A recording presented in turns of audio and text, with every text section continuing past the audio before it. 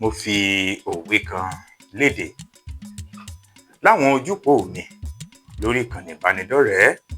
Àwọn èèyàn ń béèrè, wọ́n ń wò pé kí ni ìtumọ̀ rẹ̀, ọ̀pọ̀ ò tiẹ̀ rí kà. Ohun tí mo kọ sínú òwe náà ṣé ká pè ní àtọwọ́dá àbí bó ní ká ti pè é.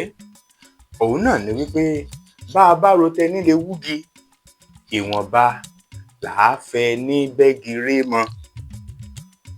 Bá a bá ro tẹní lè wúgi, ìwọ̀nba làá fi ẹní bẹ́gi ré mọ. Èyí ni pé tá a bá ro ẹni tó lè wúgi, tá a ro ìpalára tí wúgiwúgi ń kó bá igi, tá a bá rẹ́ni tó wá kàn déédé bẹ́gi tí ò wú tán, ìwọ̀nba làá ṣépè fún ẹni bẹ́ẹ̀ mọ́.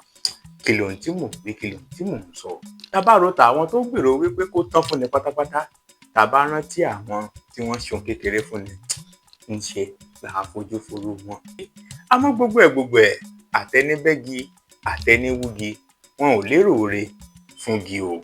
Àfi ká dẹ́dàá kó lagíní o lọ́wọ́ gbogbo àwọn afojúfẹ́ni má fọkàn fẹ́ni. Olúwágbémiga Babáyẹmí lórúkọ tèmi jẹ́. Mo lérò wípé òwe ọ̀hún ti wá yé yín báyìí.